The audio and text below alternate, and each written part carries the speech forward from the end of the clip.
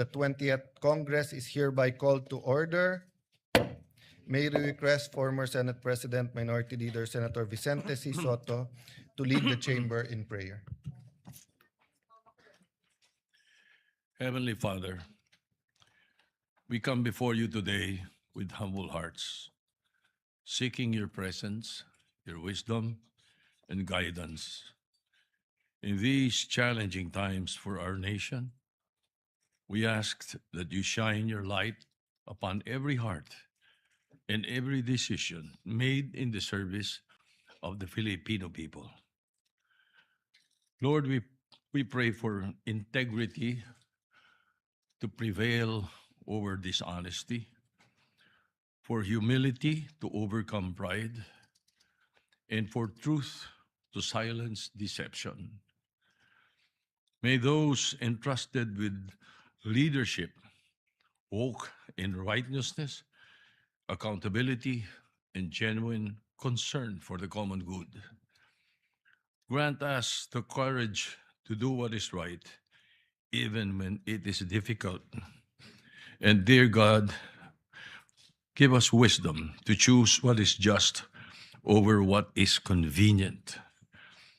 Protect our institutions and our nation from the influence of evil, corruption, greed, division, and selfish ambition. Father God, guard every mind and heart against temptation and guide all public servants to become instruments of peace, fairness, and compassion. Dear Lord, bless our nation with leaders who fear you, honor the truth, and serve with sincerity. Let justice, integrity, and loyalty for country and to the Constitution rise above all personal interests. May everything we do today be guided by your wisdom and covered with your grace. All this we ask in your holy name. Amen. Amen. Thank you very much, Senator Soto. A prayer that all of us should reflect on. Secretary, please call the roll call. Please call the roll.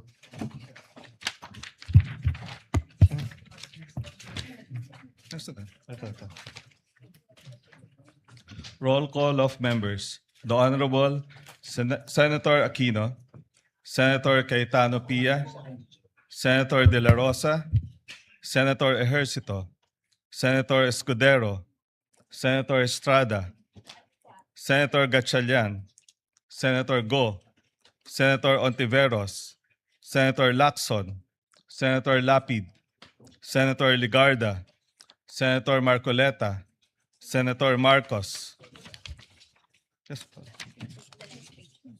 Senator Padilla, Senator Pangilinan, Senator Soto, Senator Tulfo Erwin, Senator Tulfo Rafi, Senator Villanueva, Senator Villar Camille, Senator Villar Mark, Senator Zubiri, Senate President Cayetano Alan is present.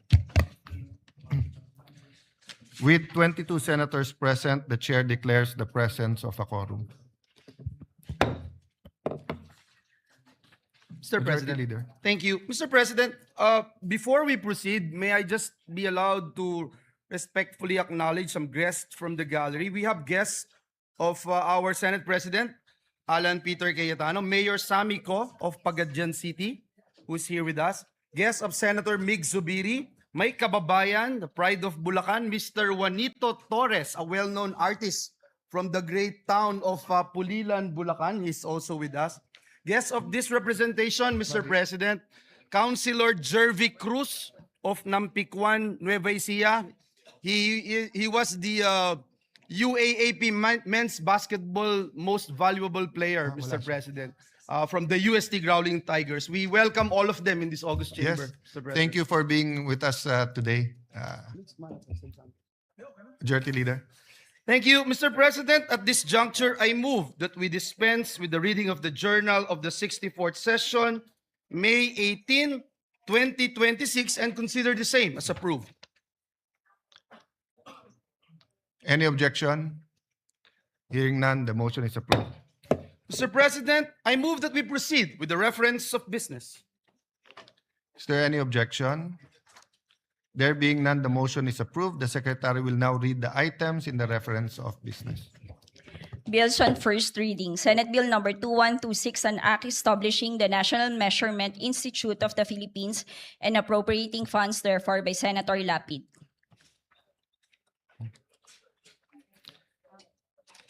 Referred to the Committee on Science and Technology, Civil Service, Government Reorganization, and Professional Regulation, Ways and Means, and Finance.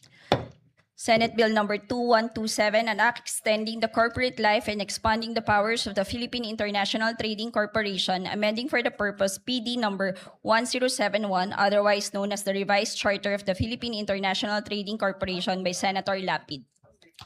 Refers to the Committee on Government Corporation and Public Enterprise, Trade, Commerce, Entrepreneurship, and Finance.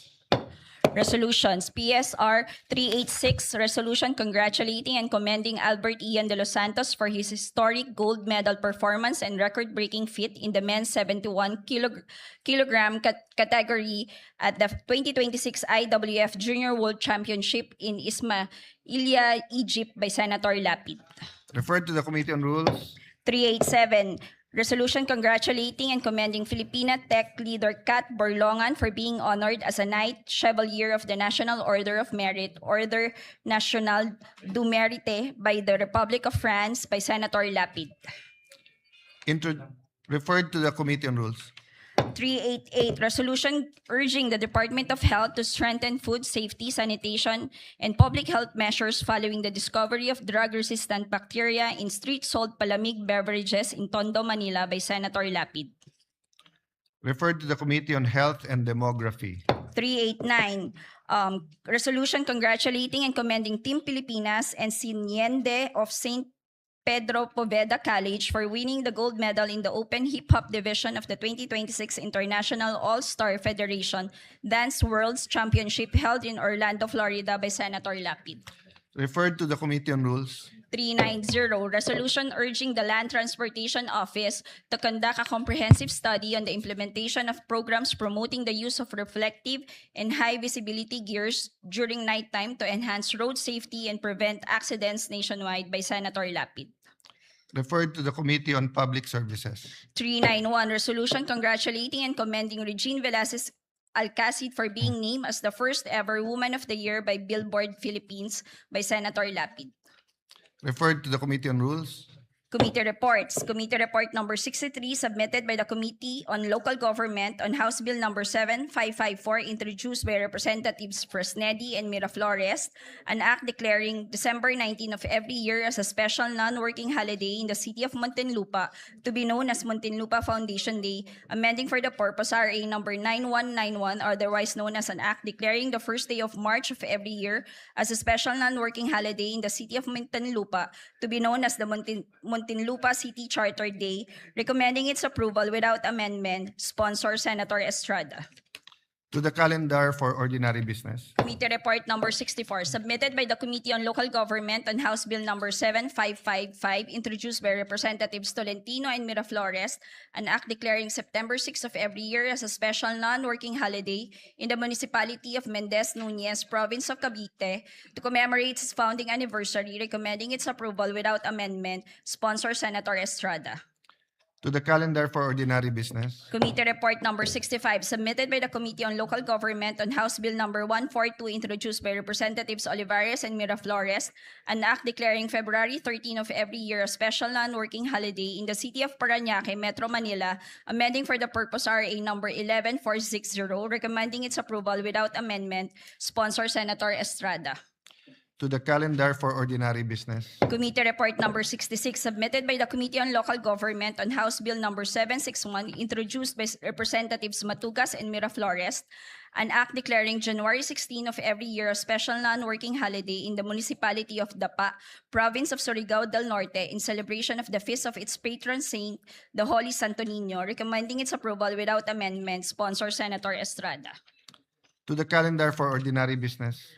Committee Report Number 67, submitted by the Committee on Local Government on House Bill Number 762, introduced by Representatives Chan and Miraflores, an act declaring June 17 of every year a special non-working holiday in the city of Lapu-Lapu, province of Cebu, in commemoration of its charter anniversary, recommending its approval without amendment. Sponsor Senator Estrada. To the calendar for ordinary business. Committee Report Number 68, submitted by the Committee on Local Government on House Bill 1510, introduced by Representatives Yap E. et al., an act declaring July 15 of every year a special non-working holiday in the whole Cordillera Administrative Region in commemoration of its founding anniversary, to be known as Cordillera Day, recommending its approval without amendment. Sponsor Senator Estrada. To the calendar for ordinary business. Committee Report Number 69, submitted by the Committee on Local Government on House Bill Number 1538, introduced by Representatives Bolilla and Miraflores, an act declaring June 9 of every year as a special non-working holiday in the municipality of Rosario, province of Batangas, in celebration of its founding anniversary, recommending its approval without amendment. Sponsor Senator Estrada. To the calendar for ordinary business. Committee Report Number 70, submitted by the Committee on Local Government on House Bill Number 1539, introduced by Representatives Bolilla and Miraflores, an act declaring November 11 of every year as a special non-working holiday in the municipality of Taysan, province of Batangas, in celebration of its founding anniversary, recommending its approval without amendment. Sponsor Senator Estrada. To the calendar for ordinary business. Second. Suspend lang 1 minute. Session suspended.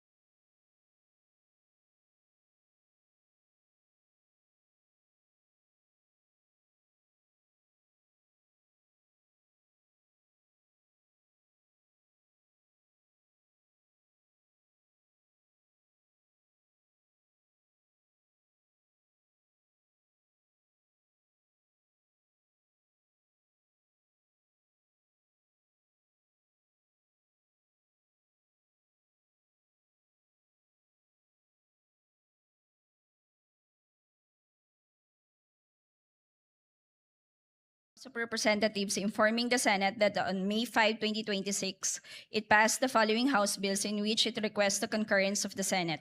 House Bill number 8466, an act instituting the National Land Use Policy, providing the implementing mechanisms, creating for the purpose the National Land Use Commission, and appropriating funds therefore.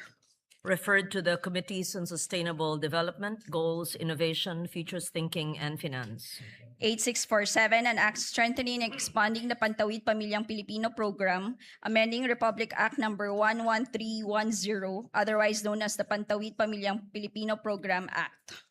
Referred to the Committees on Social Justice, Welfare, and Rural Development, and Finance. 7704, an act expanding the prohibited acts of discrimination against women on account of sex, amending for the purpose PD number 442, otherwise known as the Labor Code of the Philippines as amended. Referred to the Committees on Labor, Employment, Human Resources, Development, Women, Children, Family Relations, and Gender Equality. 8461, an act granting the Katigbak Enterprise, San Pablo City Incorporated, a franchise to construct, install, establish, operate, and maintain radio and television stations in the Philippines. Referred to the Committee on Public Services. 755, an act establishing a district office of the Land Transportation Office in the city of Sagay, Negros Occidental. 2623, converting the Extension Office of the Land Transportation Office in Zamboanga City, Special Economic Zone, and Freeport into a district office and appropriating funds therefore. 3279, establishing a regular district office of the Land Transportation Office in the municipality of Viga, province of Catanduanes, and appropriating funds therefore. 4477, establishing the LTO office in the municipality of Taytay, province of Palawan, and appropriating funds therefore. 8609, upgrading the LTO district office in the city of Batac, province of Ilocos Norte from Class D to Class C and appropriating funds therefore. 8610, expanding the registration and issuance of licenses in the Pasig District Office of the LTO and appropriating funds therefore. 8611, upgrading the District Office of the Land of the LTO in the municipality of Naval, province of Biliran from Class D to Class B and appropriating funds therefore. Referred to the Committees on Public Services and Finance. 1866, establishing the Camarines Norte 1st District Engineering Office of DPWH in the municipality of Labo, province of Camarines Norte, renaming the existing district engineering office in the municipality of Daet as the Camarines Norte 2nd District Engineering Office and appropriating funds therefore. 2206, creating a district engineering office in the 6th Legislative District of the province of Batangas and appropriating funds therefore. 3535, creating a district engineering office in the 6th Legislative District of the province of Isabela and appropriating funds therefore. Referred to the Committees on Public Works and Finance. 8497, naming the entire stretch of the Santander Barili Toledo National Road traversing barangays San Sebastian, Colase, Dalahican, Tangbo, Bonbon, Poblacion, and Suba in the municipality of Samboan through barangays Mantalongon, Tubod, Dakit, Kalubihan, Patupat, Azucena, Santa Ana, Poblacion, and Maghanoy, Kingbuangan, Sayao, Minolos, and Giwanon in the municipality of Barili, province of Cebu as the Pablo P. Garcia Highway. 8498, naming the diversion road commencing at the Ormoc Baybay Southern Leyte Boundary Road in Barangay Bantigue and traversing Barangay Sumanga, Patag, Donghol, Biliboy, and San Pablo up to the diversion junction at the Palo Carigara Ormoc Road in the city of Ormoc, province of Leyte as the Mayor Vicente G. Torres Sr. Avenue.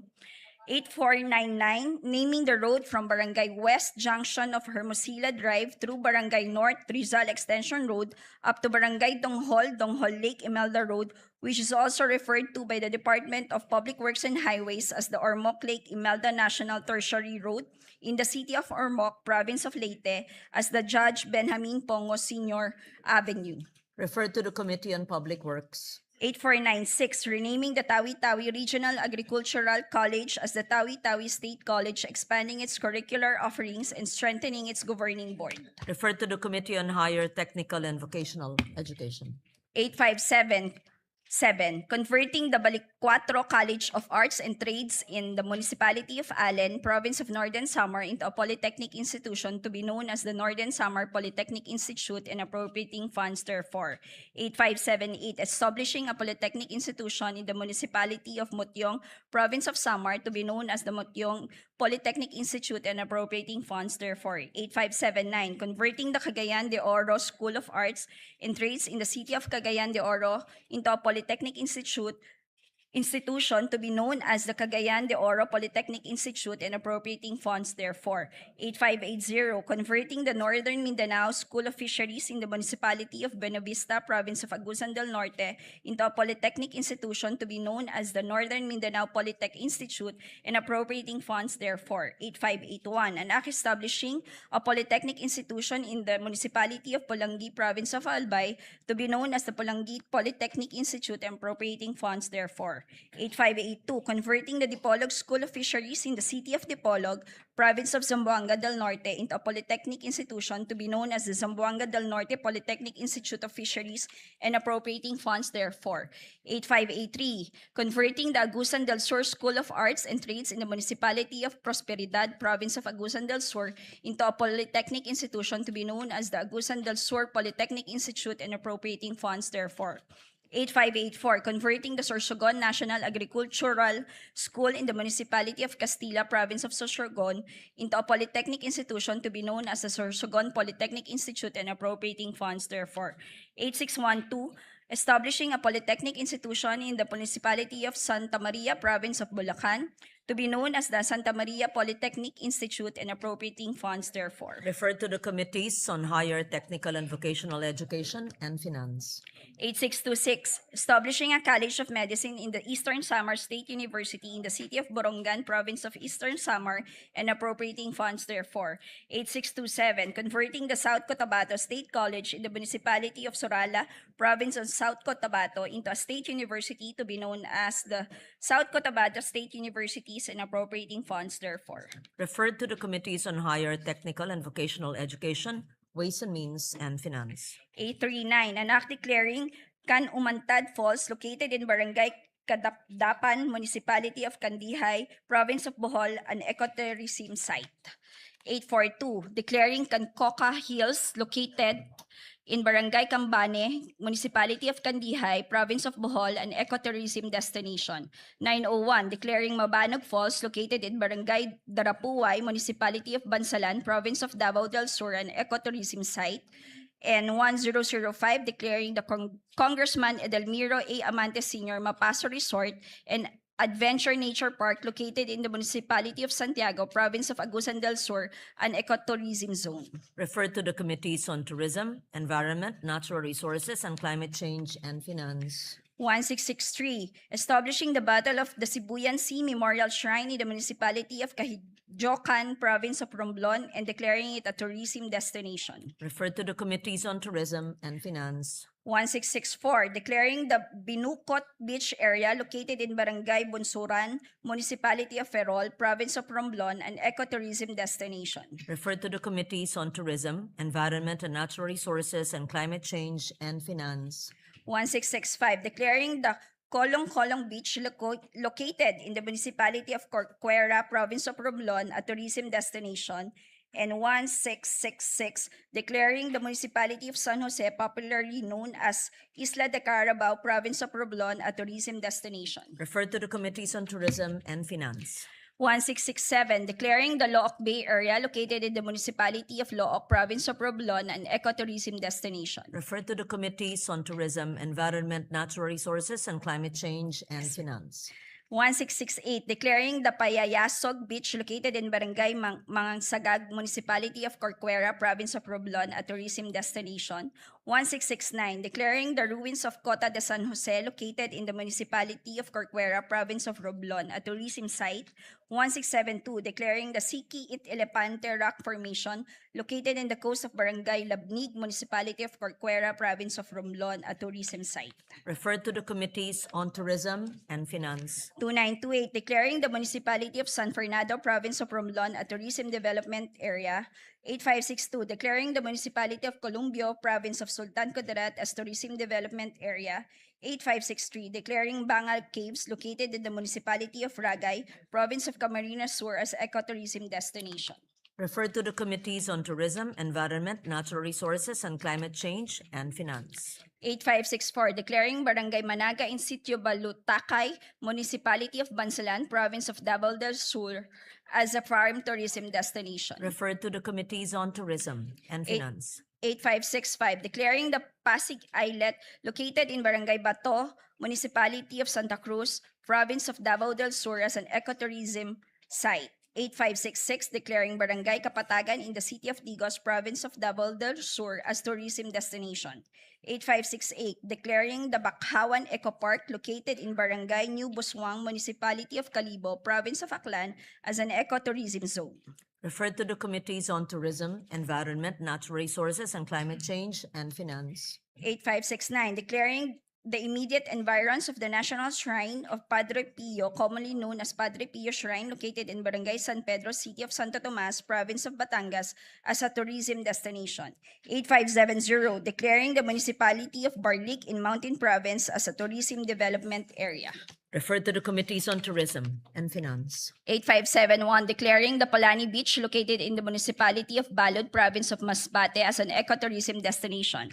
8572, declaring the Bien Unido Double Barrier Reef and its immediate underwater environs of Bien Unido, province of Bohol as a tourism destination. 8573, declaring Ulot River in the municipality of Paranas, province of Samar, an ecotourism destination. 8574, declaring Sitio Pulacan of San Fernando Barangay, City of Talisay, Negros Occidental as an ecotourism zone. 8575, declaring the Agusan Marsh located in the municipalities of Talocogon, San Francisco, Rosario, Bunawan, Loreto, La Paz, and Viruela, all in the province of Agusan del Sur as an ecotourism zone. Referred to the Committees on Tourism, Environment, Natural Resources, and Climate Change, and Finance. 8621, upgrading the Kalinga Provincial Hospital in the city of Tabo, province of Kalinga into a Level 3 regional hospital to be known as the Northern Cordillera Regional Medical Center and appropriating funds therefore.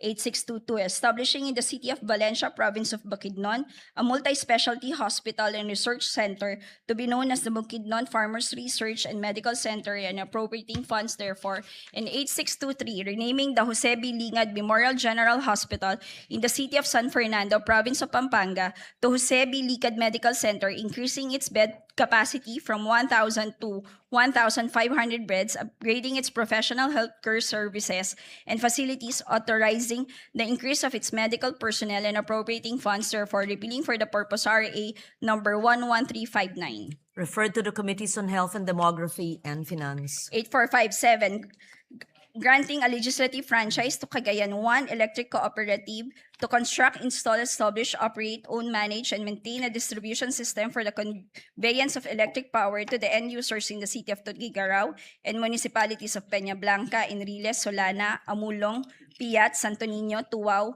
Rizal, Igig, Alcala, and Bagao, province of Cagayan. 8458, granting a legislative franchise to Isabela 1 Electric Cooperative to construct, install, establish, operate, own, manage, and maintain a distribution system for the conveyance of electric power to the end users in the cities of Kawayan, City of Santiago, municipalities of Angandanan, San Guillermo, Ramon, San Mateo, San Isidro, Alicia, Etchague, Cordon, Jones, San Agustin, Cabatuan, Luna, and Reyna Mercedes, province of Isabela. 8459, granting a legislative franchise to First Candaduanes Electric Cooperative to construct, install, establish, operate, own, manage, and maintain a distribution system for the conveyance of electric power to the end users in the municipalities of Bagamanok, Baras, Bato, Karamoran, Kigmoto, Pandan, Panganiban, San Andres, San Miguel, Viga, and Verac, Catanduanes.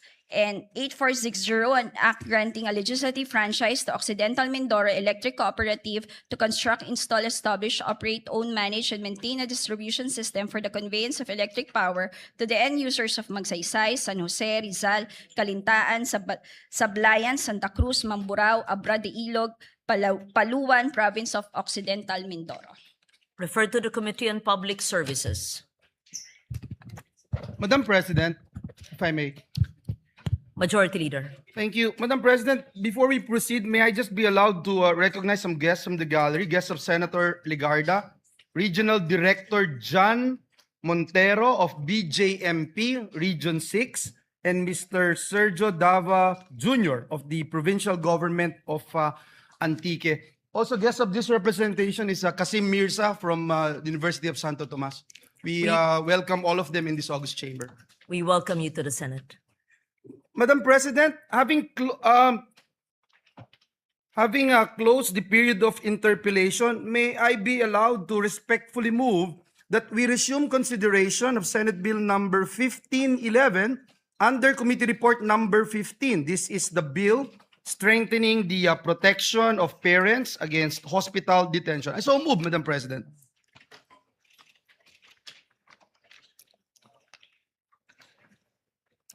Which bill is that?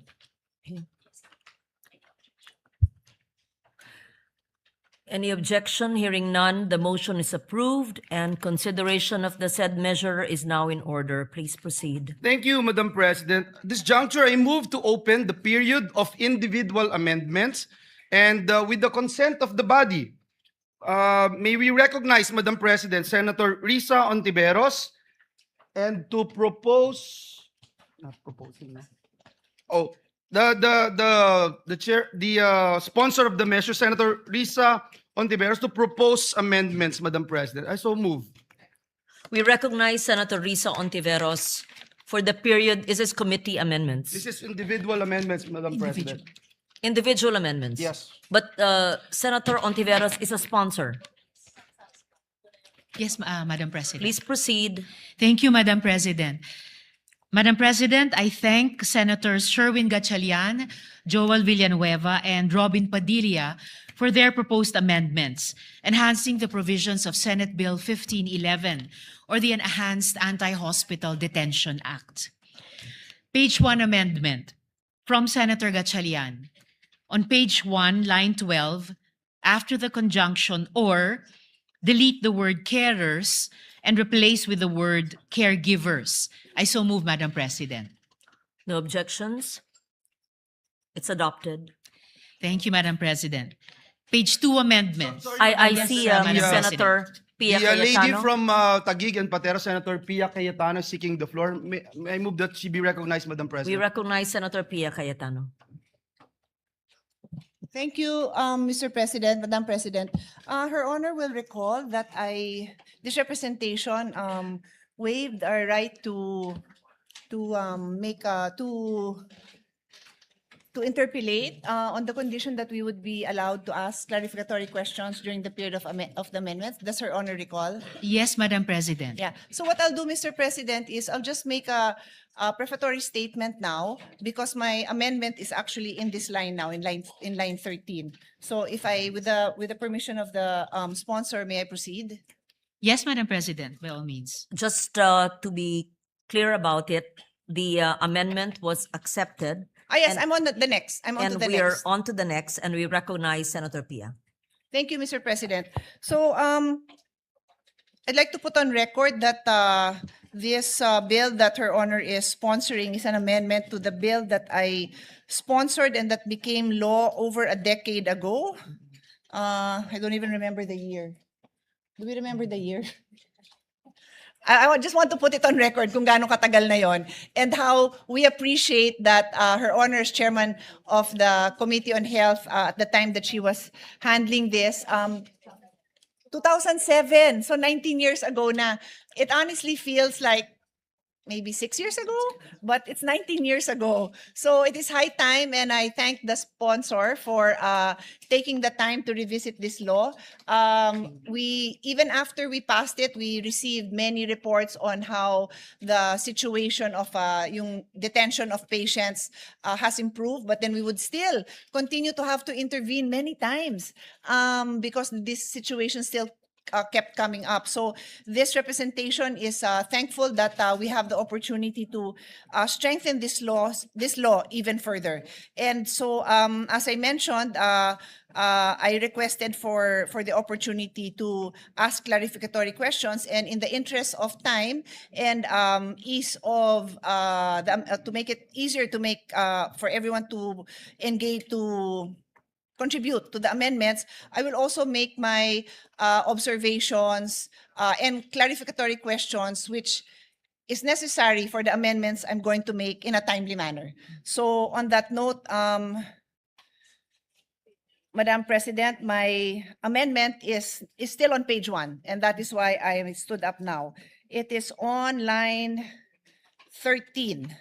So I will read the provision for everyone's understanding. And of course, if we have, we don't really need it naman. It's not a complicated line, but I just want to explain the nature of my amendment.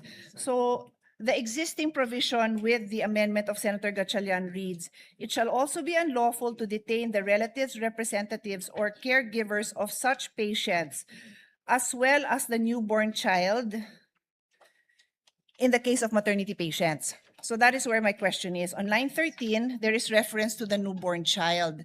What I'd like to point out, Madam President, is that does Her Honor think there is a need to indicate and to insert the proper descriptive lines whether the newborn child is fully or partially recovered or may have died? Because this is a phrase that is found in the previous paragraph with reference to a patient, and I read, this is the existing provision. The detention of patients who have fully or partially recovered or have been adequately attended to or may have died. So may clarification na gano'n, na yung status ng patient, whether nag-recover siya partially or fully or namatay, covered siya. So I'm also asking now, should we make that same clarification for the newborn? Kasi po, yung nakita kong mga cases, ilalaban pa talaga ng ospital, patay na. Hindi naman sinabi sa batas yun na patay na. Buhay pa. So this representation feels it won't hurt to add those lines. We submit, Madam President, I do agree with the gentlewoman from Taguigan Pateros that it would not hurt to include that qualification if she so desires. Okay.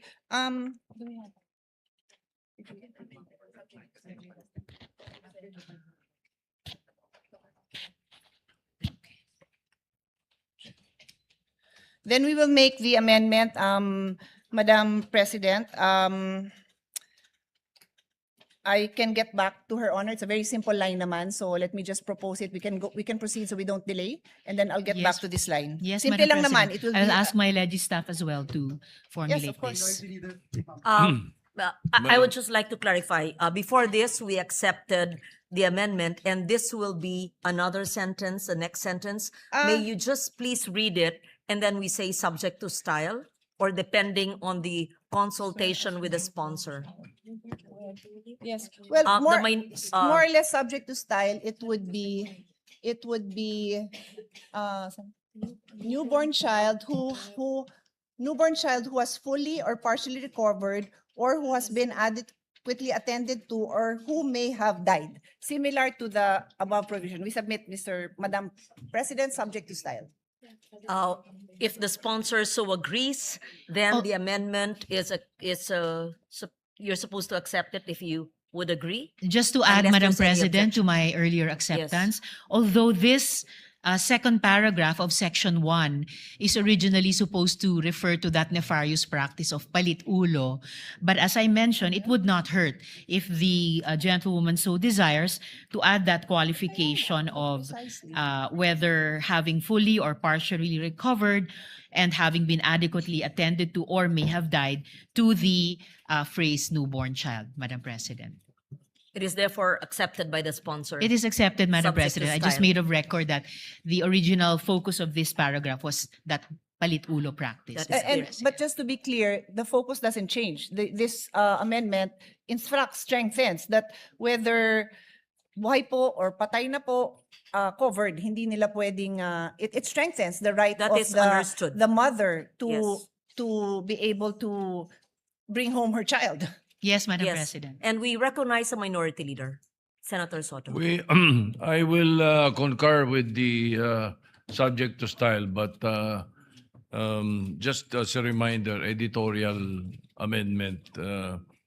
I don't think there is a use for the Article 2 between us and D. Yeah, that's what. Yes, yes, we noted that, Madam President. I would have included that. My staff was already pointing it out to me, but since I said subject to style, di ko na po sinama. But thank you, Mr.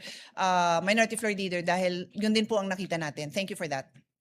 We thank the Minority Leader for that. We proceed. Madam Sponsor. Yeah, yes, Madam President. Thank you. On moving now to page 2 amendments. First from Senator Gatchalian. On page 2, line 12. Madam President, Yes, I have Madam an President. anterior amendment. Mine, Madam President, is on line 6. And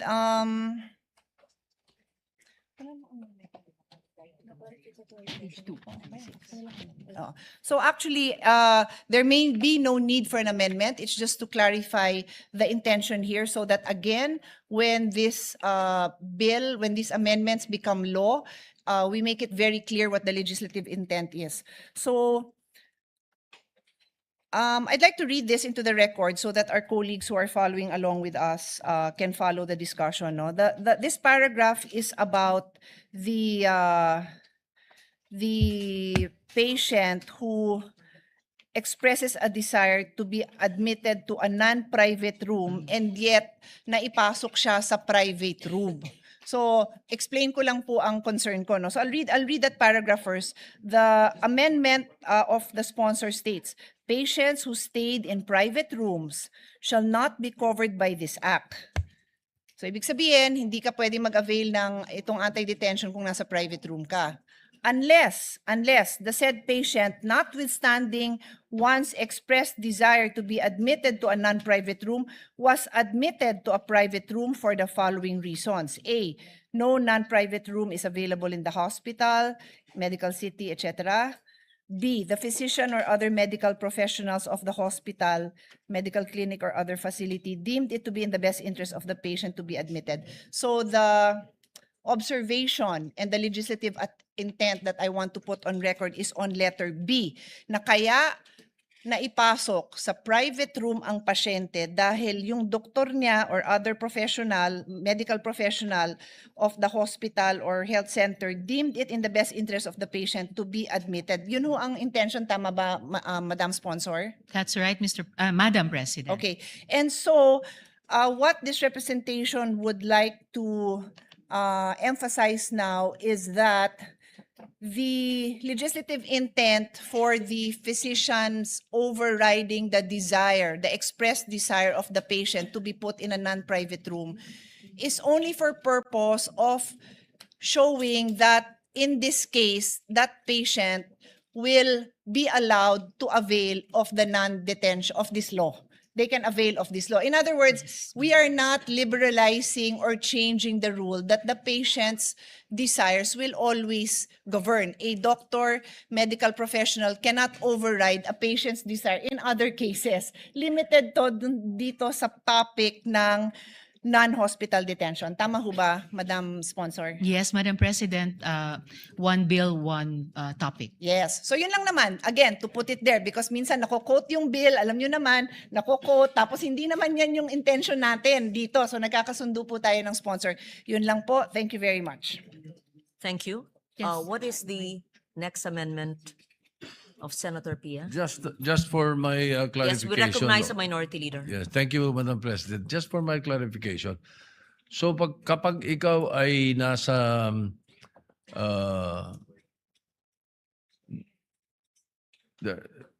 in a private room, you know, you're in a private room, the law does not apply to you? This law does not apply to you? Is that it? That is right, Madam President. So Kung nasa non-private room ka, ano babayaran mo ron? Di ba wala ka naman talagang babayaran doon? Sa private room kami babayaran eh. it's actually the So case. why are we Sorry, exempting Minority Leader. them? It's actually the case po, Madam President, good Minority Leader, that even patients po na-admit halimbawa sa mga ward, sa mga basic accommodation, kahit sila po ay nag-a-accrue po ng out-of-pocket expenses. Yes, I agree. Madam So, kaya hindi pa pwede this law is very important for them. Ano? Gusto nga natin to. And it's a variation of the original law by Senator Pia Cayetano. But then again, ang understanding ko in the language is kapag ikaw ay sa private room, they can detain you pag hindi ka makabayad. The intent, Madam President, is that in the contexts and under the conditions specified in this bill at dinagdagan po natin from the original law, may recourse po yung pasyente under this law. It is not to say na kung recourse. iba pa po ang circumstansya niya, wala na siyang ibang remedies under the law, but it may be other laws. Ito po, specific to those. What kung saan recourse ito kaya yung- would that be? For example, we have a patient in a private room, may cirrhosis of the liver, and then sabi ng mga doktor, wala na pag-asa ito. Iuwi nyo na lang. Hindi maiuwi, walang pambayad. Hindi papayagan ng ospital. They do not fall in the category of this law. Or this bill, I'm sorry. Unfortunately, Madam President, in the case of that patient, yung medical decision po ng attending physician niya ang magpe-prevail. Well, The answer, if Her Honor will allow. Certainly, Madam Yeah, President. at May the least, sponsor, yes. thank you. At Senator least Pia. during the time that we sponsored the original bill, iba lang yung requirements ng private hospital. They have the liberty to, nagpapauwi naman yan sila and we really don't support any detention under any condition. But because they chose a private room, minsan ang mahal din talaga ng rooms na pinipili nila, may iba silang kondisyon. So they may be requiring promissory note, guarantor, ang daming requirements bago nila palabasin. In this case, very specific yung rule na no detention. And then later on in other provision, there are also requirements pa rin to produce something. But that is what the law is dictating. Hanggang dito lang ang pwede nyong i-require. Pag private na, then the hospitals can make other requirements, Mr. President, to secure the payment that for payment for the services that were rendered, Mr. President. Yun yung naalala po natin dun sa bill when we worked on it before. Thank you. Additionally, I hope Madam it President, clarifies. po maiiwasan yung sitwasyon na binababalaan ni Minority Leader dahil kahit sa mga private hospitals, by law, kailangan nilang i-provide 10% ng mga kwarto nila under ward or basic accommodations terms to the patients, Madam President. well, just for the record, so that when this bill becomes law, the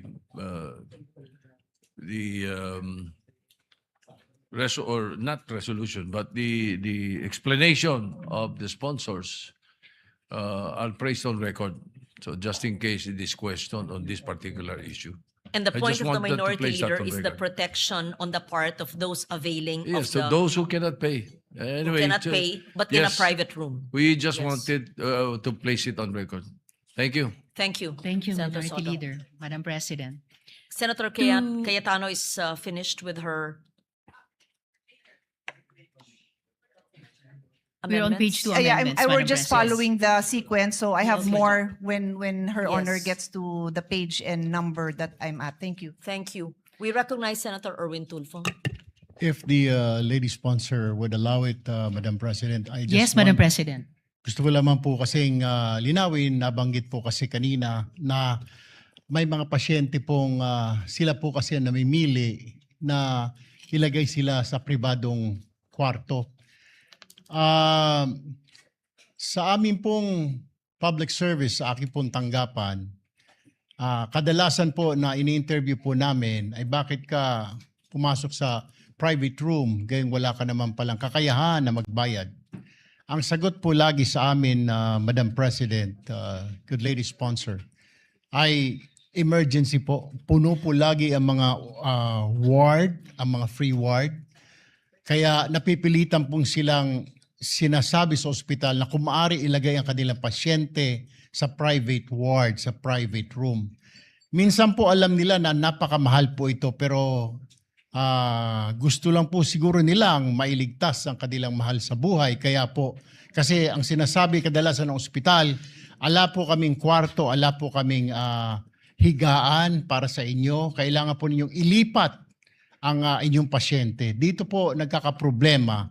Kaya napipilitan po ang isang mahirap na pasyente na kababayan natin na sabihin na lamang okay na po sa free ward, ay sa paying po kami, magbabayad naman po kami. Gayong alam po nila na wala po silang kakayahan na magbayad. Ito po ang isa sa mga kadalasang suliranin ng mga kababayan natin, Madam President, good lady sponsor. Kaya po, hindi naman sa kagustuhan nilang mailagay sa private room, kundi dahil sa ika nga, kailangan na pong matugunan, makita ng doktor ang pasyente. Otherwise, ang option lamang po nila ay ilipat sa ibang ospital. Kalimitan po sa mga lalawigan, kailangan ilipat pa sa isusunod na bayan o sa lungsod ang pasyente para lamang po matugunan. Paano po, Madam President, good lady sponsor, kung ang sakit po ay appendicitis at kailangan na pong operahan? Ililipat pa po ba? Kaya no choice po sila. Siguro po, can we put this on record, Madam President, good lady sponsor, na sometimes po, hindi po nila kagustuhan na ilagay po ang kanilang pasyente sa ospital. Yun sa private room, Madam President, good lady sponsor. Yun lamang po. Thank you, Senator Erwin Tulfo. Salamat. Take note of that, and Yes. at least if there are problems in the future in interpretation of this law, the comments will be able to enlighten the poor patients who may be booked in a private room. Thank you. Salamat, Madam President. And even now, salamat sa good gentleman mula sa Palawan. Yung pag-exempt sa exemption ng coverage nitong law sa ganong mga pasyente na inilarawan ng good gentleman ay nandun na rin po sa page 2, line 8, letter A, na kaya sila na ipasok sa private room. May dahilan na no non-private room in the hospital, medical clinic, or any other similar facility was available. Or ganun yung impormasyon na ibinigay sa kanila. And the patient was compelled to be admitted thereto due to the urgency of the case. Pero nagpapasalamat pa rin ako sa good gentleman. Yung dagdag na paliwanag nila sa ganitong sitwasyon ay on the record na rin po para sa mga situations in the future tulad ng sinabi ni Madam President na kailangan pang lalong ipaliwanag. Salamat, Madam President. Thank you. We recognize Senator Pia Cayetano. It's just an added commentary. Earlier when I said that we thank the sponsor for taking up this amendment to the existing law. Kasi nga, these are the kind of examples that are brought to our attention. Whether it's kay Senator Tulfo sa atin, and I'm sure sa tanggapan din ng ating sponsor. So, kaya nasama na nga. Yung sinasabing sitwasyon ni Senator Tulfo, nandyan na sa letter A, and I read it into the record earlier. So, we thank the sponsor na in-include na talaga yan kasi it's a very common complaint that we receive. Thank you. Thank you. Salamat, Madam President. Moving on to, page 2 amendments from Senator Gatchalian. On page 2, line 12, after the second article, insert the word attending. And after the word other, insert the word competent. I so move, Madam President. No objections? Hearing none. The amendment is adopted. Thank you, Madam President. Still from Senator Gatchalian, on page 2, line 18. After the word circumstances, insert a colon and the phrase, provided that the medical justification shall be in writing and signed by the attending physician or other competent medical professional. I so move. No objections? Hearing none, it is adopted. Thank you, Madam President. From this representation and Senator Gatchalian, still on page 2, between lines 18 and 19, insert the following paragraph. For purposes of this act, detention refers to any act of restraining a person from leaving the hospital, clinic, or similar facility on grounds of non-payment, in part or in full, of hospital bills, medical expenses, or professional fees. It includes the refusal to A, physically discharge or to issue documents necessary for discharge, interment, or benefit claims. B, remove medical devices when removal is medically appropriate. Or C, release a cadaver of a deceased patient to the surviving relatives. I so move, Madam President. No objections. Hearing none, it is adopted. Thank you, Madam We President. recognize Senator Pia Cayetano. Yes, Madam President.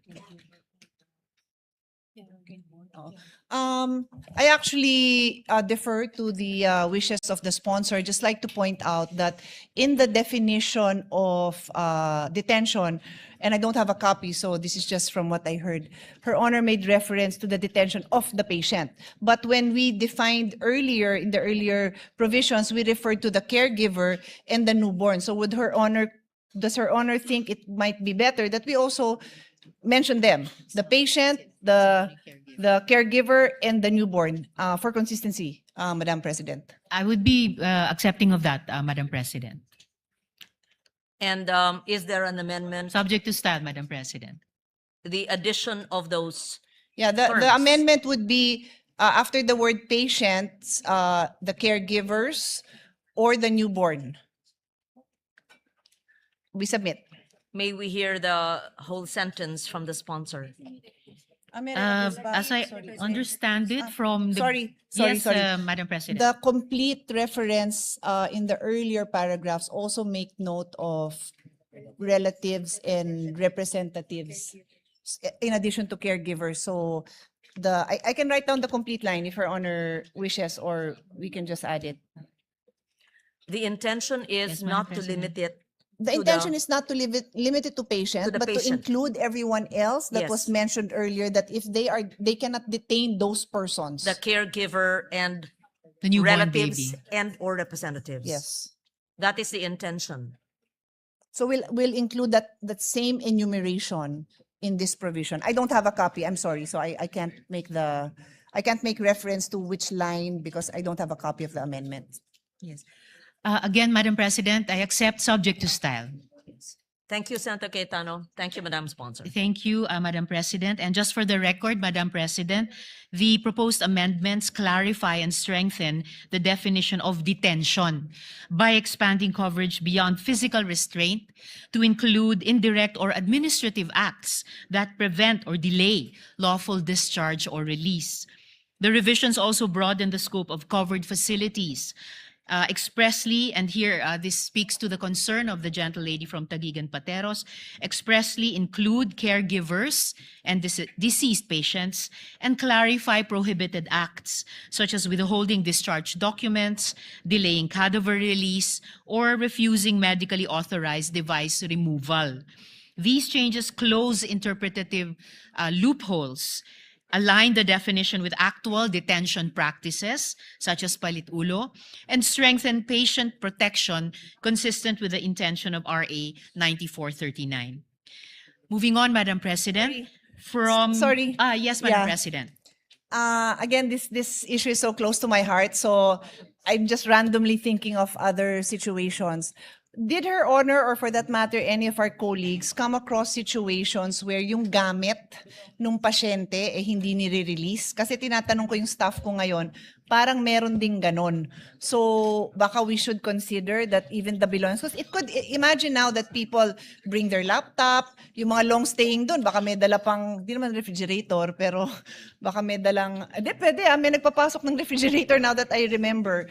So would Her Honor consider that, na they cannot also hold Personal belongings. the belongings, yeah. Certainly, Madam President, lalo na kung personal belongings naman talaga yun ng pasyente or pamilya or carer niya, dinala nila for the confinement, certainly they should not be, kumbaga, withheld from them kapag uuwi na, Madam President.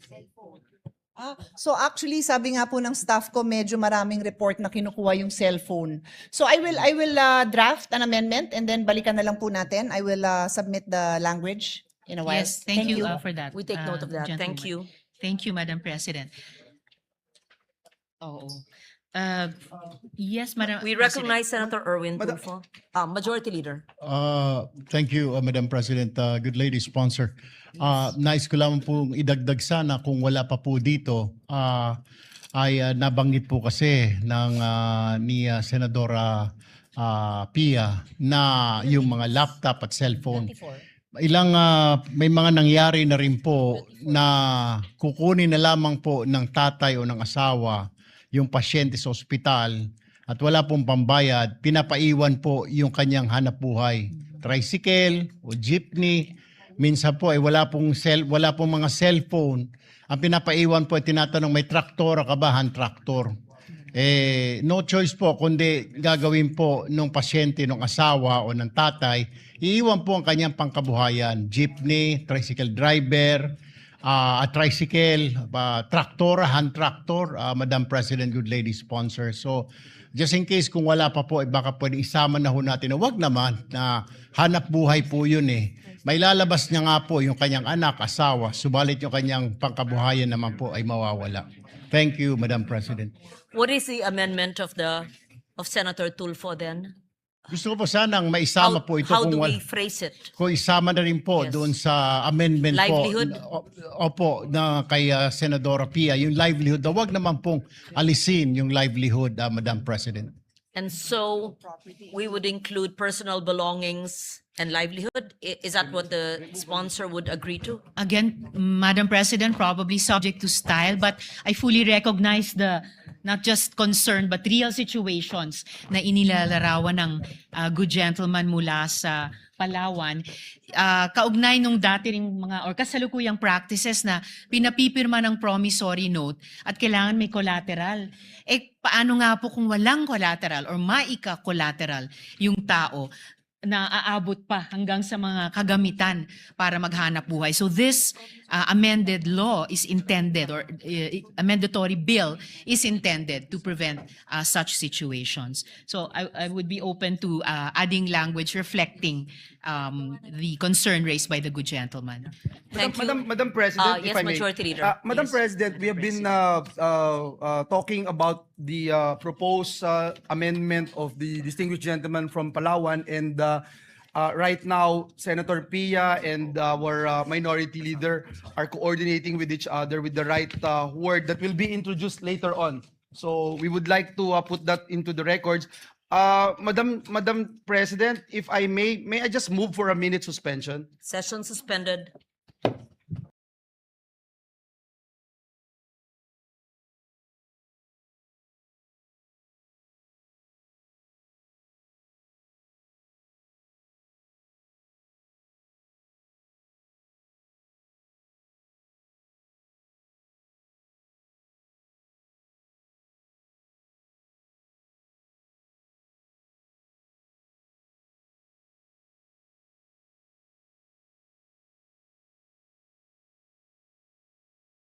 Craft the necessary amendments being proposed here on the floor. May I move that we suspend consideration of Senate Bill number 1511 under Committee Report number 15. And so move, Madam President. Any objections? Hearing none. The period of amendments on the measure is suspended. Thank you, Madam President. Madam President, with the consent of the body, I move that we transfer from the calendar for ordinary business to the calendar for special orders House Bill number 6639 under Committee Report number 61 and House Bill number 6644 under Committee Report number 62. These are bills granting Philippine citizenships. I so move, Madam President. Any objection? Hearing none. Motion is approved. Madam President, I move that we consider the aforementioned House bills. I so move, Madam President.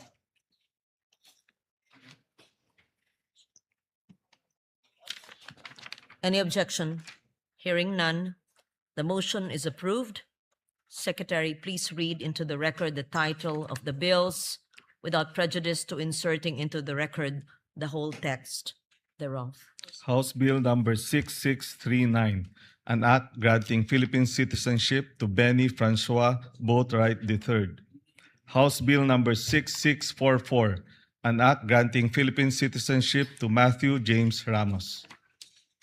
Madam President, upon the consultation of this representation to the minority leader, and with the consent of the body, may I respectfully move to recognize Senator Francis Kiko Pangilinan to deliver an omnibus sponsorship speech. I so move, Madam President.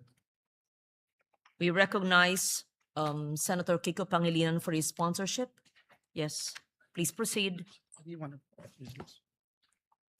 Thank you, Madam President. Thank you, distinguished Majority Leader, Acting Majority Leader, and to our distinguished colleagues. I rise today, with the permission of our colleagues,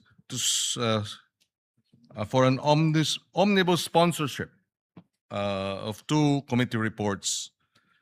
Committee Report number 61 in consideration of House Bill 6639, granting Philippine citizenship to Benny Francois Boatwright III, and Committee Report number 62 in consideration of House Bill number 6644, granting Philippine citizenship to Matthew James Ramos.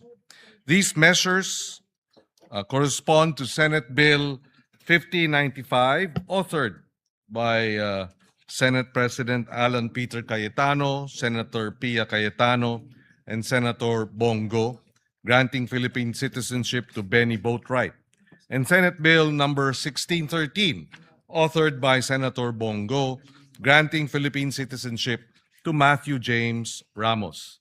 Matthew and Benny are world-class athletes who, despite the many opportunities and paths available to them elsewhere, have chosen to cast their lot with the Filipino people.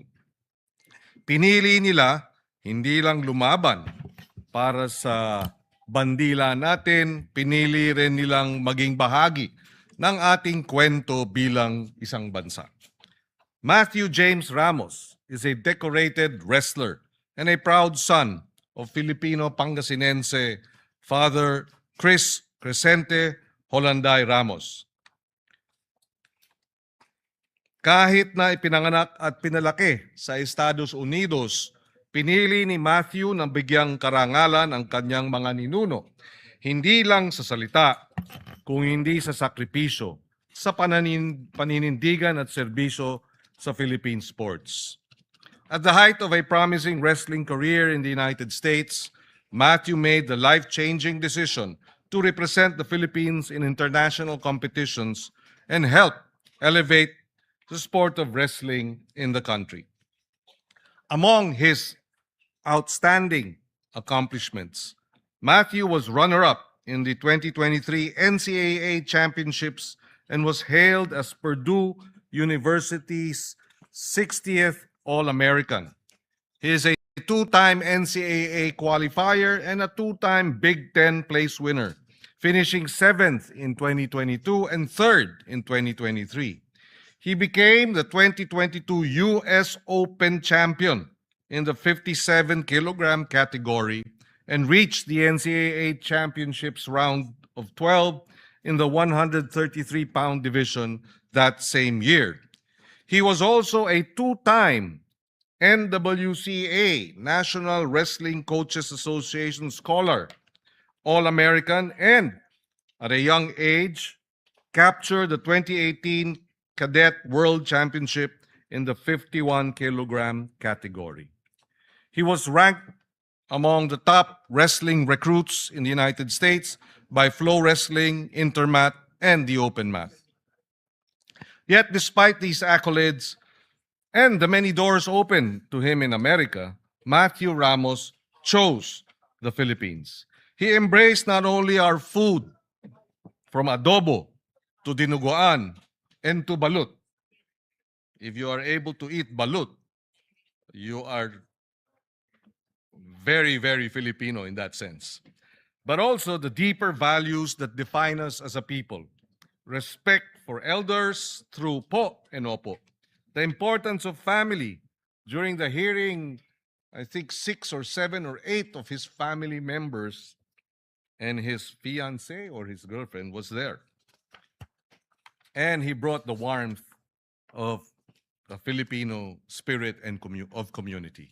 Like adobo, which is cooked differently in every region of the country, being Filipino comes in many forms. But whether in cooking, in sports, or in nationhood, what matters most is the heart, ang puso. And for Matthew Ramos, becoming Filipino is already in his heart. He was unable to attend today's sponsorship speech, Mr. President, but he was actually here last week when we were scheduled to sponsor it last week. He had to go back to the United States for a competition, but he is committed to coming back when we pass this measure in plenary. We also recognize Benny Francois Boatwright III, a 27-year-old basketball player from Los Angeles, California, whose talent and leadership have already inspired countless Filipino basketball fans. Benny Francois Boatwright is here with us in the gallery. Standing at 6 feet 10 inches, Benny joined the San Miguel Beermen in December 2023 as the team's import for the PBA Commissioner's Cup.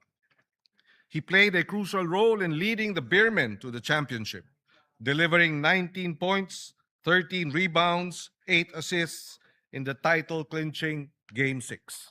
But beyond his athletic ability, Benny understands something deeply familiar to Filipinos, that basketball is never about one person alone. It is about trust, sacrifice, and teamwork. That spirit mirrors our own Bayanihan tradition, the belief that people achieve greatness when they lift one another up.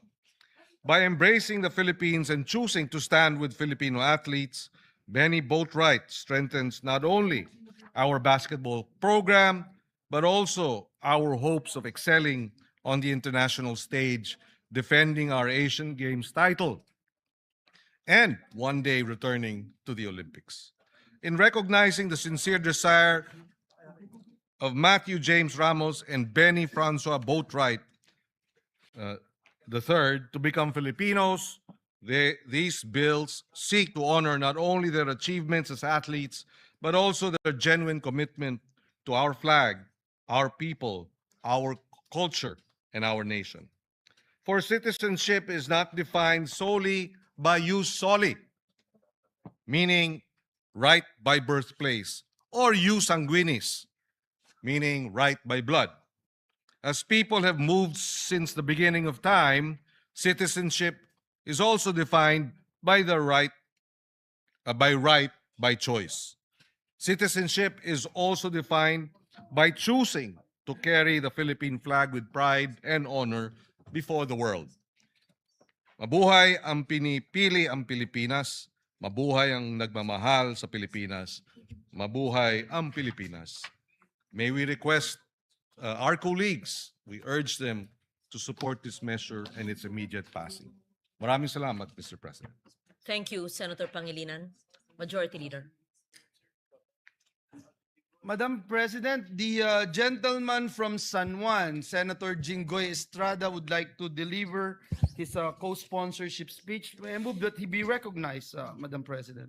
Senator Jinggoy Estrada is recognized. Thank you, Madam President. Madam President, distinguished colleagues, I'm honored to co-sponsor the bills granting Filipino citizenship to two remarkable athletes to it. House Bill number 6639 under Committee Report number 61, entitled An Act Granting Philippine Citizenship to Benny Francois Boatwright III, and House Bill number 6644 under Committee Report number 62, entitled An Act Granting Philippine Citizenship to Matthew James Ramos. The said bills are reported out by the Committee on Justice and Human Rights under the able leadership of its chairperson, Senator Francis Kiko Pangilinan, the best friend of Senator Robin Padilla. Mr. Benny Francois Boatwright III is a 29-year-old professional basketball player born in Los Angeles, California. He stands at 6 feet 10 inches. He has demonstrated an immediate and powerful impact upon joining the San Miguel Beermen in December 2023 for the PBA Commissioner's Cup. His exceptional skill and leadership were instrumental in leading the Beermen to the championship crown, securing the title after tallying 19 points, 13 rebounds, and 8 assists in the crucial Game 6. This performance quickly earned the admiration of Filipino fans. His naturalization will pave the way for him to play for the national basketball team Gilas Pilipinas. His bid for naturalization is supported by the Samahang Basketball ng Pilipinas Executive Director Erica D. and Gilas team manager Alfrancis Chua. Another athlete applying for Philippine citizenship is Mr. Matthew James Ramos, a 25-year-old Filipino-American wrestler born in Naperville, Illinois. Matthew traces his Philippine roots from his father, Crisante Olanday Ramos, a resident of Barangay Poblacion, Basista, Pangasinan. He is the 2022 US Open champion and 2022 NCAA Championship Round of 12. Matthew has expressed his earnest intention to become a naturalized Filipino citizen in order to proudly represent the Philippines in international wrestling competitions. His desire to carry the Philippine flag on the global stage reflects not only his personal affinity for his Filipino roots, but also his commitment to contribute to the nation's sports development. Granting Filipino citizenship to Benny Boatwright and James Matthew Ramos serves as a recognition of their dedication, exemplary talent, and earnest desire to represent the Philippines in international competitions. As a staunch advocate of basketball and sports in general, this representation has been continuously supporting measures that will improve the conditions of Filipino athletes and to make them globally competitive dahil sama-sama tayong nangangarap na makita ang Philippine sports, basketball man o wrestling, na umangat sa buong mundo. With this, Madam President, this representation supports the granting of Philippine citizenship to both Benny Francois Boatwright III and Matthew James Ramos. Thank you, Madam President. Thank you, Senator Jinggoy Estrada, Majority Leader. Oh, Senator Pia Cayetano will deliver a co-sponsorship speech. Thank you, Madam President.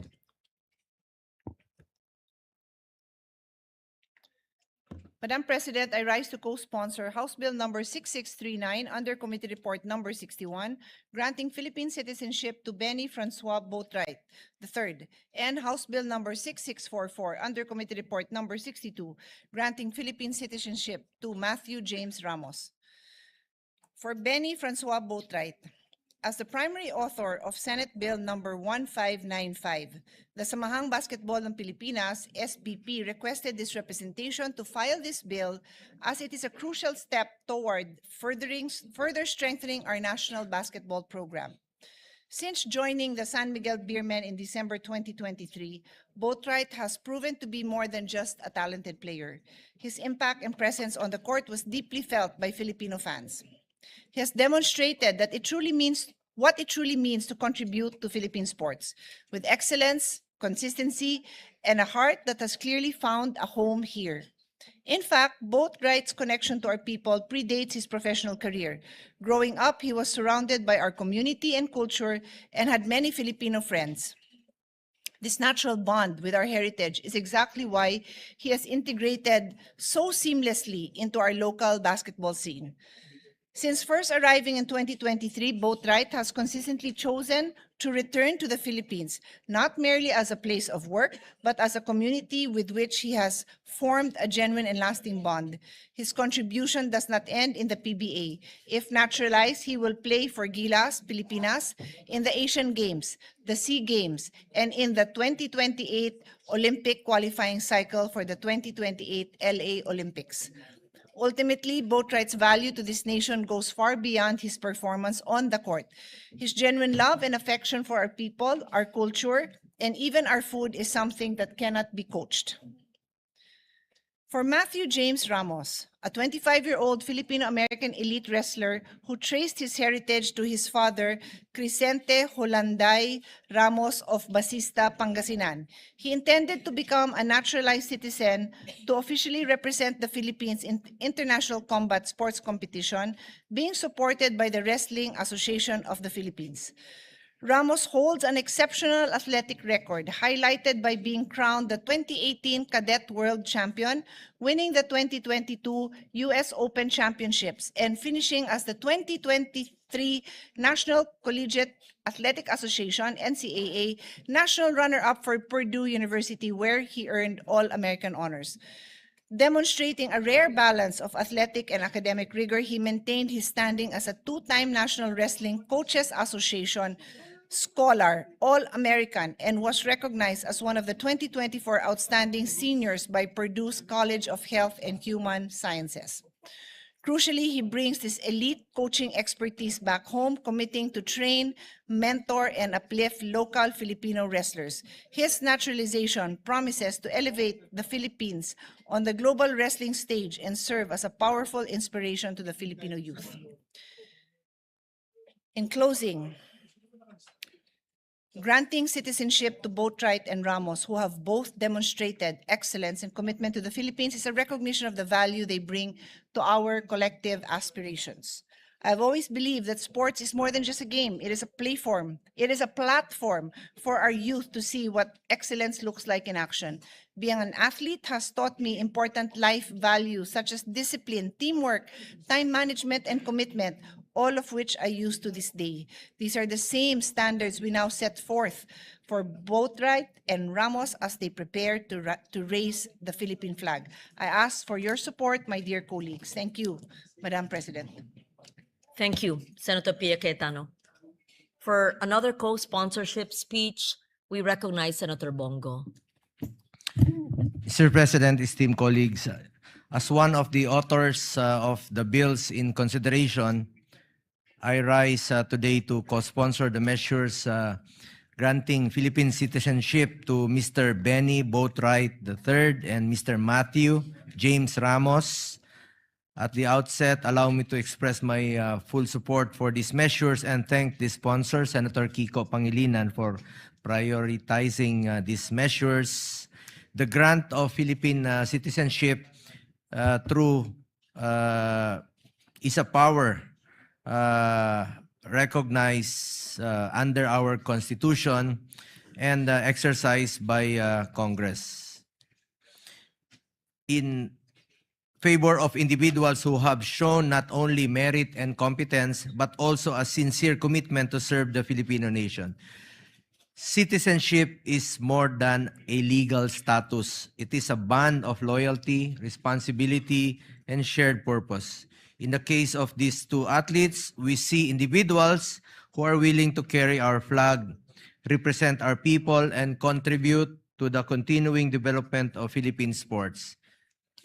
Mr. Benny Boatwright has already made a strong mark in Philippine basketball.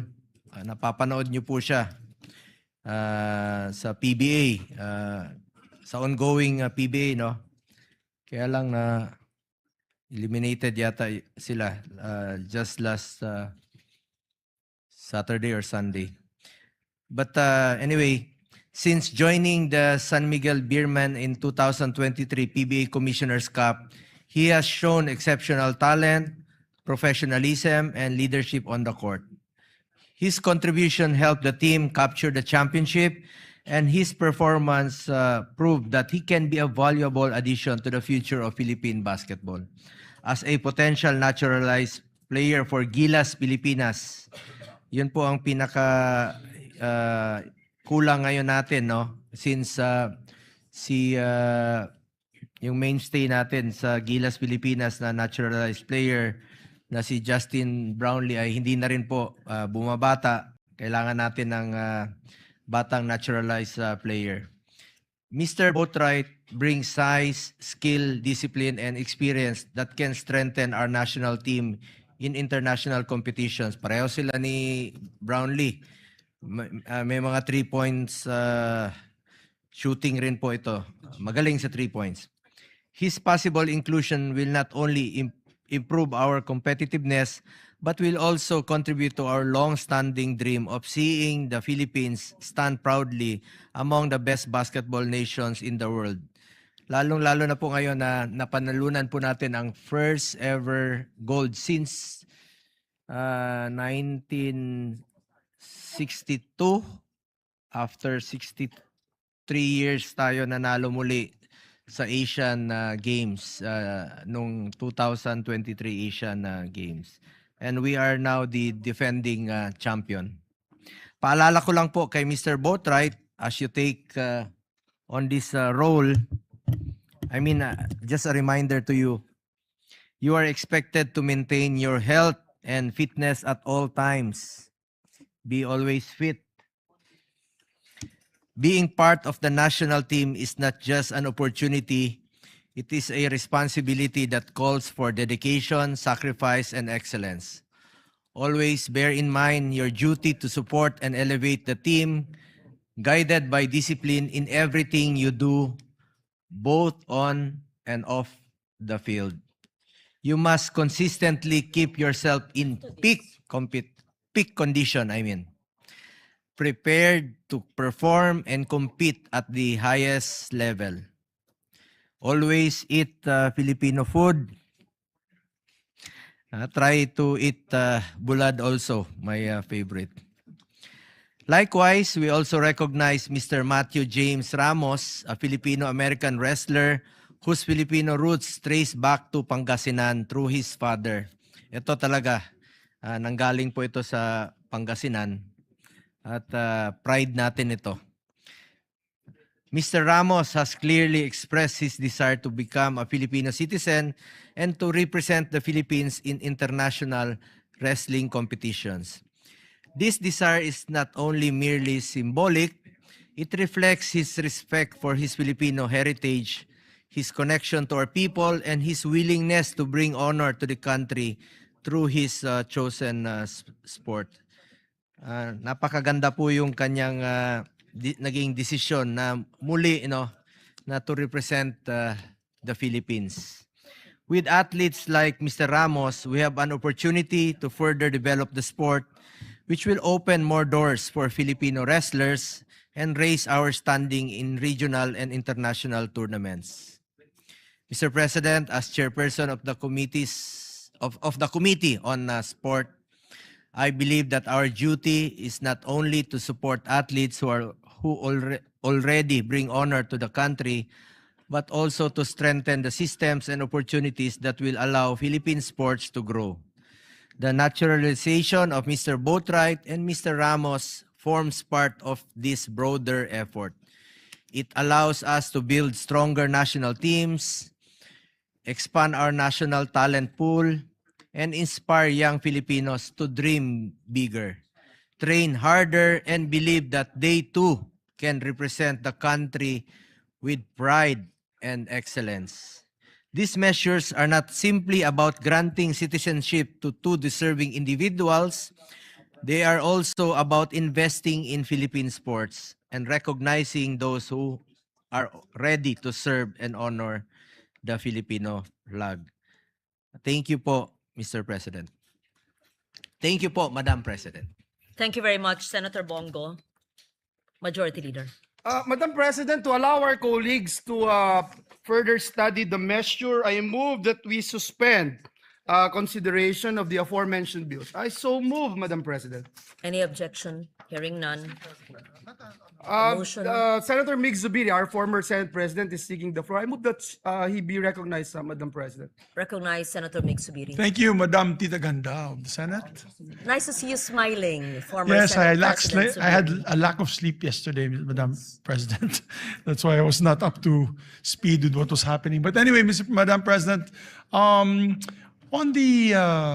I just wanted to raise not an issue. I am fully supportive of these two gentlemen that will be taking their, hopefully, their oath as Filipino citizens. But one of them happens to be a son of a Filipino, Mr. Ramos, the wrestler. And I was talking to my colleagues, or my dear friend Alvin Aguilar is here from the Wrestling NSA. We're together with the NSA. He's for wrestling and I'm for Arnis. And I was saying to Senator Kiko Pangilinan, that he was used to be the chairman of the Committee on Justice, that maybe we can make an amendment, or we can have amendments to the dual citizenship law.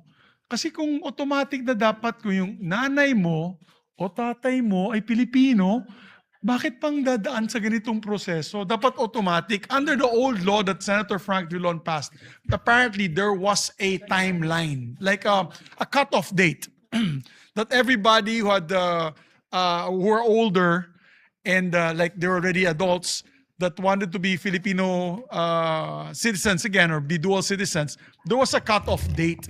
I think it's about time we revisit that law, Madam President. To our colleagues that are listening today, whoever will be the chairman of the Committee on Justice, and let us amend it. Let's just make it automatic. Because I was in Japan recently, I met a lot of OFWs who were not able to apply there's online or fill their dual citizenship because nga, of that cut-off date. I think, Madam Chair, it's a time that we revisit the law, and so as long as you can prove that your mother or your father is Filipino, automatic yung pagbigay po ng dual citizenship.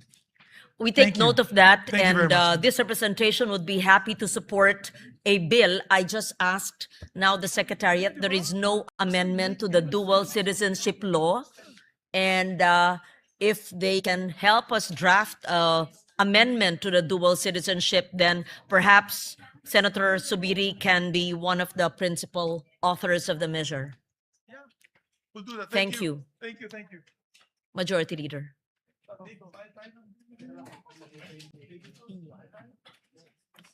Yes, Madam President, may I move again to consider Senate Bill number 1511 under Committee Report number 15, and this is the bill strengthening the protection of patients against hospital detention. So move, Madam President. Have we, you've moved already for the... I did, Madam Yes, President. and the motion was approved. Yes. Yes. Already approved that Now we we revert suspend back consideration. and Yes. recognize Senator Ontiveros, the sponsor of the measure. May we recognize again the... Salamat We po, Madam recognize Senator President. Ontiveros.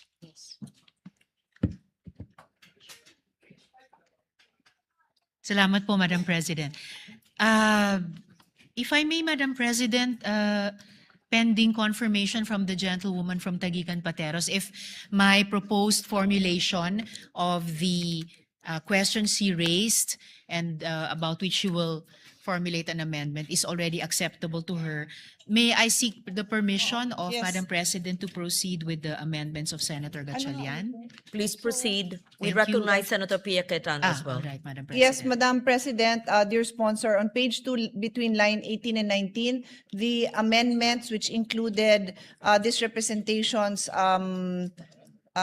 amendment to the amendment to include patient, relative, representative, caregiver, and new caregiver is accepted, except that some words are plural and some words are singular. So may Her Honor just choose, will we go with singular or plural? Thank you. So subject We to will style. go with Approved, plural, subject Madam to style. President, and subject to style, Madam President. So thank you, Madam President. Senator Cayetano is done with her amendments. Yes. All right. I will read the whole text, Madam President, as amended. Okay. So if I may proceed, Madam President? The session suspended. Yes, Madam Yes, President. minute suspension.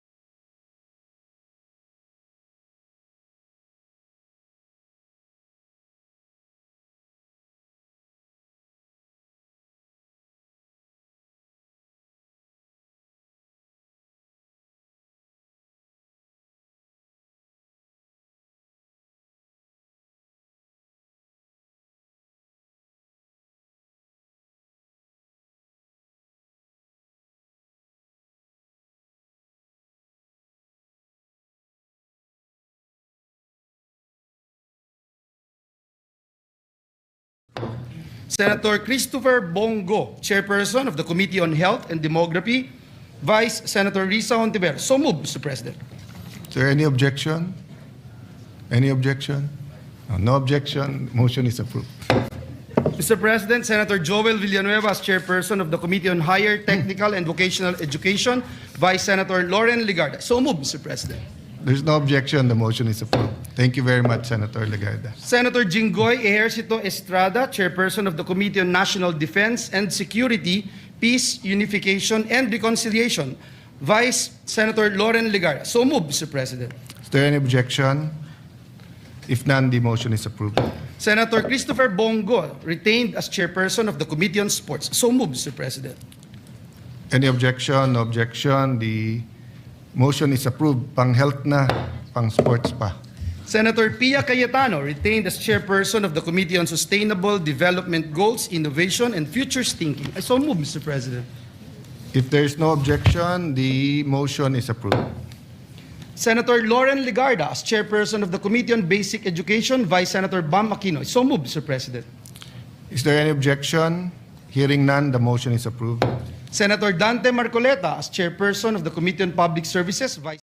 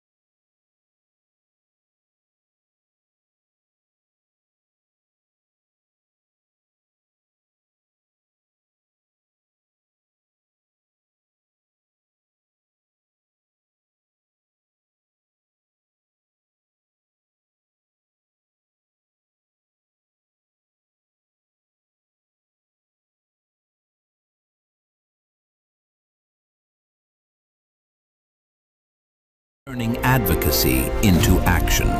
SMNI, delivering truth that matters for nation building.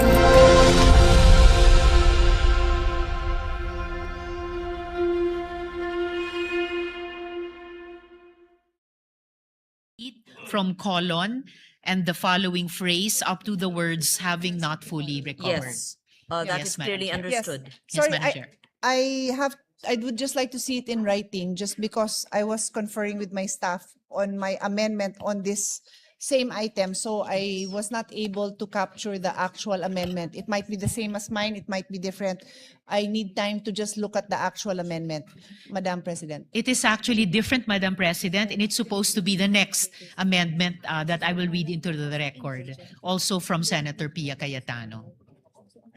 And I will yield the floor if the good gentle lady would prefer to read her amendment, Madam President. So I understand my amendment is different, but I do have a comment on this amendment. If Her Honor can just give me time, a minute suspension, please. All right, yes, Session Madam suspended. President.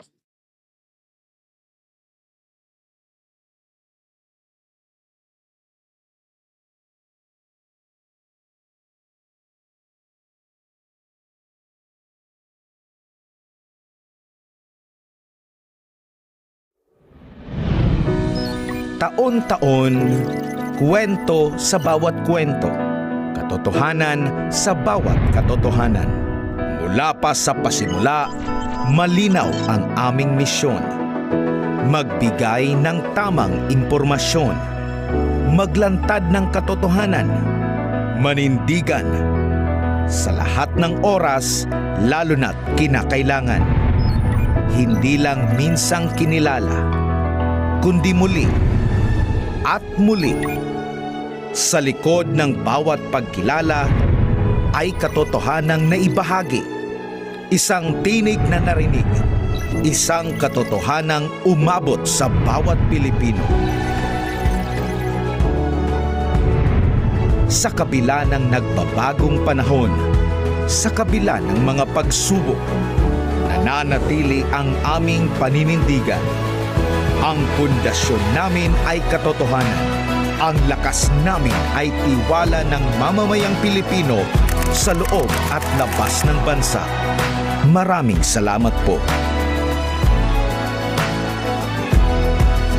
SMNI, para sa Diyos at sa Pilipinas nating mahal.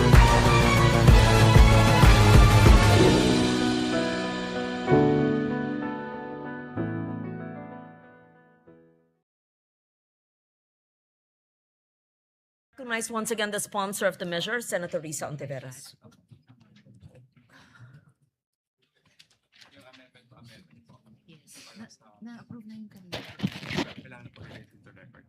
Ito.